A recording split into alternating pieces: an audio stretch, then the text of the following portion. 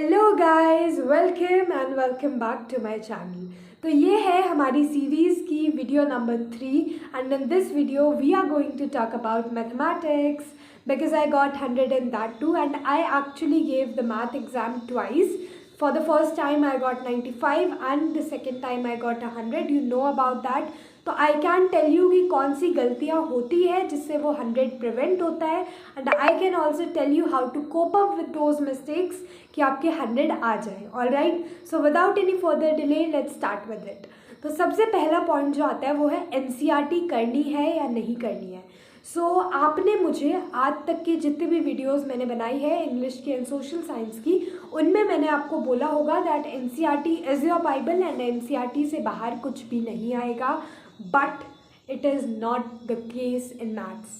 Because maths में NCERT से बहुत कम क्वेश्चंस आते हैं, बिकॉज एनसीईआरटी का level in maths is not up to the standards of the board exam. Okay, लेकिन आपको एनसीईआरटी को इग्नोर नहीं करना है। You definitely have to practise NCERT, और मेरी माने तो एनसीईआरटी को 2 बार आप लगा लीजिए। एक बार now when you are solving it with your school और with your coaching, and second when the exams are near. Okay, so that you have mastered those concepts also. और एनसीईआरटी से at the end of the day आपके basics जो है वो NCERT से ही बनेंगे। Because अगर आप कोई एडवांस्ड बुक लगा रहे हैं, for example you are doing RS Agarwal और you are doing RD Sharma, you will need your basics for that, और वो एनसीईआरटी से ही आएंगे। ओके, एंड एनसीईआरटी में कुछ डेफिनेशंस हैं, कुछ थ्योरम्स हैं, make sure that you learn them, क्योंकि कई बार उनकी स्टेटमेंट या उनका प्रूफ आ जाता है। ऑल राइट, एंड एनसीईआरटी में भी 2-4 ऐसे क्वेश्चंस हैं, for example from the triangle one और from trigonometry, that are very likely to come in your exam.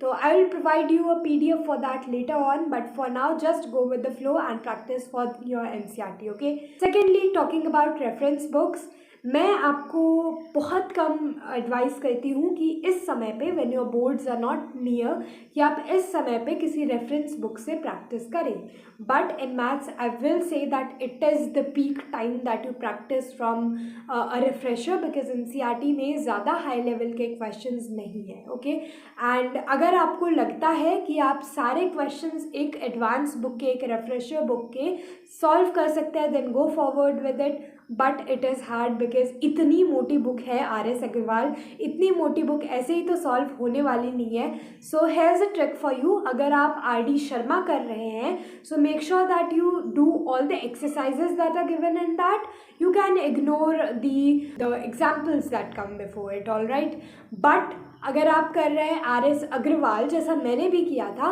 It's examples are more important than exercises. तो आप मेक श्योर कीजिए कि आप पहले सारे एग्जाम्पल्स को सॉल्व करें, और अगर बाद में आपको लग रहा है कि आपके पास टाइम है, आप टाइम को मैनेज कर सकते हैं, then go forward with exercises as well, because exercises at the end of the day आपके एग्जाम्पल्स का ही एक्सटेंशन होते हैं।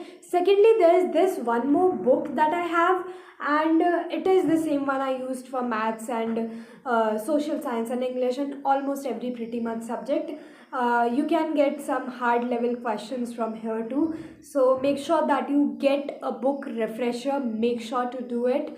ये जो sample paper की मैंने book दिखाई है, that save it for the last time, but for now make sure that you get a refresher. It can be RD Sharma, it can be RS Agarwal, doesn't matter, the level of questions in both the books are same, but make sure कीजिए कि अगर आप refresher ले रहे हैं तो वो 2023 के बाद की हो, because उससे पहले आपको पता होगा CBSE में competency based questions नहीं आते थे, and now a major portion of CBSE exam is competency based questions. तो make sure कीजिए अगर आप कोई पुरानी भी रिफ्रेशर ले रहे हैं, अपने किसी सीनियर से मांग रहे हैं, तो वो 2023 के बाद की हो। Alright, then talking about our competency based as we were talking before, तो let me tell you this, there is a very good opportunity from where you can practice your competency based questions, and that is from the CBSE website itself, because the CBSE website gives you an inbuilt PDF where you can practice competency based questions, so make sure that you check out that PDF.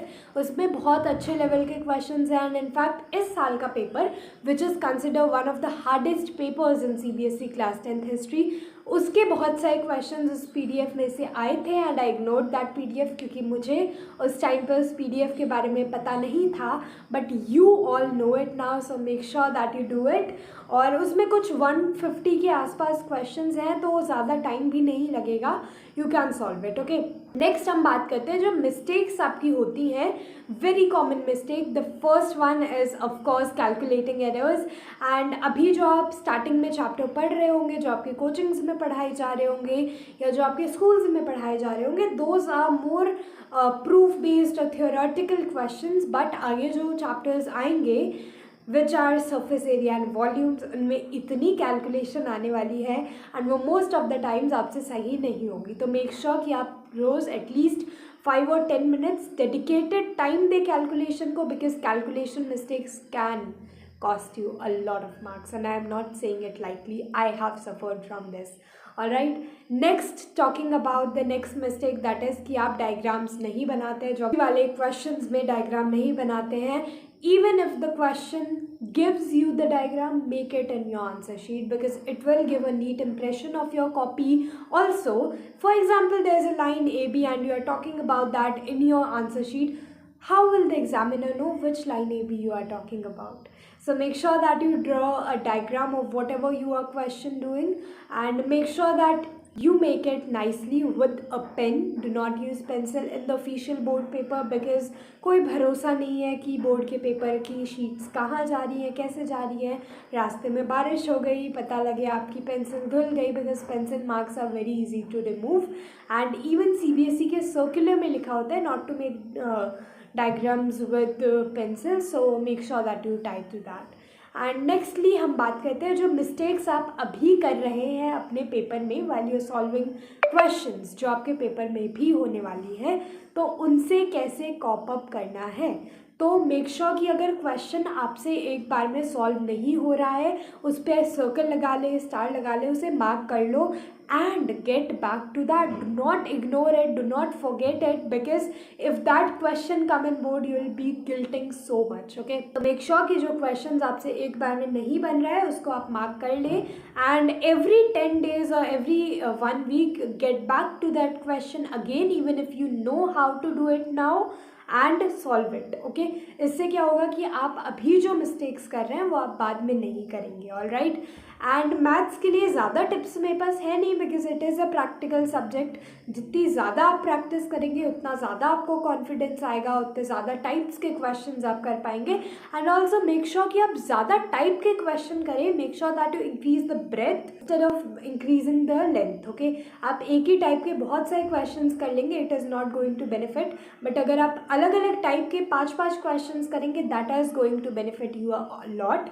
Make sure that you practise maths every day at least for half an hour, and I am saying that half an hour is very light. Okay, you can do an hour if you are comfortable with that, but many people are not, so make sure कि अगर आप half an hour at least maths को practice करें। And that's all for today's video.